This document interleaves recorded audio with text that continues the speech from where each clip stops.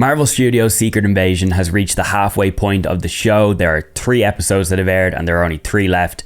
And here are my thoughts on the first 3 episodes since we are at that halfway mark. If you have not seen the show, you should probably click off because I will be going into spoilers. This definitely is a slow burn espionage spy show, and I think that's what they always said it was going to be, but some people are not watching it because it's boring. I don't think it's boring. I think it's just a very big slow burner. I'm not the biggest fan of slow burners. I like being straight into the action non-stop, but that is what this show is, and I actually do appreciate it for what it is, and I'm really enjoying it. Nick Fury and Talos are magnificent to watch, I have to say. They are really, really great together. Sam Jackson and Ben Mendelsohn are really, really good together. They're a great pair. They have some great dialogue together. And speaking of dialogue, I have to say, I think this is one of the most well-written MCU projects ever. The dialogue is really interesting, and that is what I was saying about being captivating. This is really lacking action at the minute. It is, and I'm not impressed about that. But what makes me captivated and hooked by it is how good the dialogue is. In episode 2, there's a scene between Sam Jackson and Ben Mendelsohn's characters, Nick Fury and Talos, on a train, and it's honestly one of the most well-written and well-acted pieces of dialogue I've seen in the MCU, followed later, about 10 minutes later, by a conversation between Rhodey, who is War Machine, played by Don Cheadle, and Nick Fury, Sam Jackson's character. And again, it is one of the most interesting, tense, like nerve-wracking conversations that I've seen in the MCU. And honestly, I really think the dialogue is top quality. It really is one of the best written shows in the MCU, and I will really stand by that. Emilia Clarke is a great addition as Gaia as well. I really like her character. She plays Talos' daughter, and I hope that by the end of episode 3, where she is killed off, that she's not, because I really want her to come back, and I think that from what I've heard, she will come back, and from what I've heard, she's going to be in the MCU for a while going forward. I don't think Marvel are that stupid to hire one of the biggest TV actresses of the last 10, 15 years from Game of Thrones and just waste her after 3 episodes. Nah. I'm not buying it. She'll be back, and I really like her so far. Kingsley Ben-Adir is the main villain called Gravik. He is a rebel Skrull leader, and I have to say he's very menacing, he's very chilling, and I like his character a lot. He's not from the comics. He was made specifically for this show, and that really does make me think, what are they cooking here? What is their game plan with this character? Is he someone that they're just going to pick up and throw away, or is he going to stick around for a while? I don't know, but his presence on screen is really, really great. And, you know, he's menacing, and that's what a villain has to be. And he has real motives. He really doesn't want to be anywhere near Nick Fury because he thinks that he messed up his promise to him. I hope that they kind of flesh this out a little bit more, because I want to know why exactly he hates him that much. Is it just because he didn't find them a new home, or is there more to it? I've seen theories that he could be his son.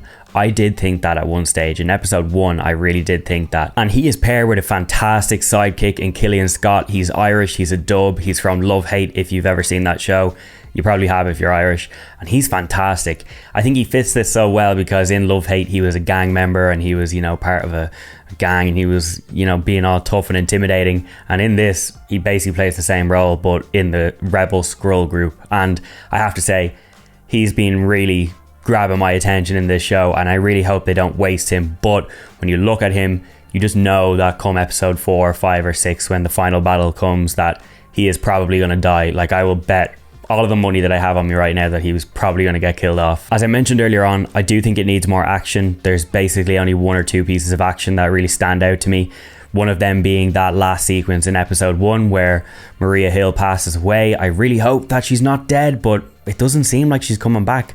And all of the, studio heads and the actors and stuff have been saying, yeah, she's gone. So I don't know. It feels weird to waste her after 1 episode, but then, it also develops Nick Fury's story, and it sets the show up to be yeah, we're going to kill people and we're going to make twists and turns that you didn't expect. So I like it in that aspect, but I just love Kobe Smulders as Maria Hill. She's been around for so long that I hope this isn't the end. And I think there is some ways that they could bring her back, but we'll have to wait and see, because I don't want to make any wild theories just so far. But if you've watched Agents of S.H.I.E.L.D., Tahiti, okay, that's all I'll say. And then going into the Skrulls, I really hope we see some more Skrull reveals. The biggest one so far was probably Agent Ross at the beginning of episode 1, but up until episode 3. That was the only really big one that we got until the ending of episode 3, where Rhodey is on the phone to Nick Fury's wife. She seems to know who Gravik is. She seems to be working with the Skrulls, and Rhodey is on the phone, and of course he is basically being set up to be a Skrull. Everybody knew this from the trailers, to be honest with you, and I hope that this isn't the big Avengers level Skrull infiltration that we're getting, because although War Machine is a great character, I hope that there's hints that some other Avengers might also be Skrulls. Tying into this point, I really do hope that we see some MCU cameos. I know, people love these days to just watch a Marvel movie and see no cameos and no setup for the future. I'm missing that right now. In other videos before on MCU projects, I've said that Phase 4 and the start of Phase 5 really needs to start connecting together more. I want to see cameos in this show. They've hyped this show up to be like an Avengers level coming together, and you know, it's something that so far has been a slow burn, and I hope that the cameos start to come in later on. And finally, the last thing that I'll say is that they seem to be setting up the Super Skrulls. This was amazing in episode 2. We've got Groot, the Frost Beast, Cull Obsidian, and Extremis. I think I'm saying that wrong. Extremis. I never know. It always gets confused in my head. But it seems like they're kind of manipulating these powers, and it seems like a carbon copy of the Fantastic Four's powers. You know, Groot has the extension arm that you can see in the trailer where Gravik ends up having that power. We've seen in episode 3 when Talos rips the part of his hand, he regenerates it, and it looks like Extremis is in there. And then Cull Obsidian has really thick skin, and the Frost Beast, I don't know how they're going to do that, but I've seen some theories saying that ice can be almost invisible, so we'll see. That is what I thought of the show so far. I do really like it, and I am hooked, and every Wednesday I am itching to watch the next episode, and I don't want to see spoilers because I do feel like this is one where the twists will keep coming. I hope so. I hope I'm not letting myself down too early, but if you haven't watched the first 3 episodes, and you've probably just had it spoiled by me, but if you haven't, that's your own problem because I said at the start, but go and watch it. It's really good. Talk to me down in the comments below about what you think about the show so far. I know it's very mixed, but I'm going to stand up for it in this case. As you can see, I might even be a Skrull because I've got the green background on me here, so maybe I'm just biased. But Secret Invasion is out on Disney Plus now. There are 3 episodes left over the next 3 weeks. They release every Wednesday. You should check it out because I think it's pretty decent.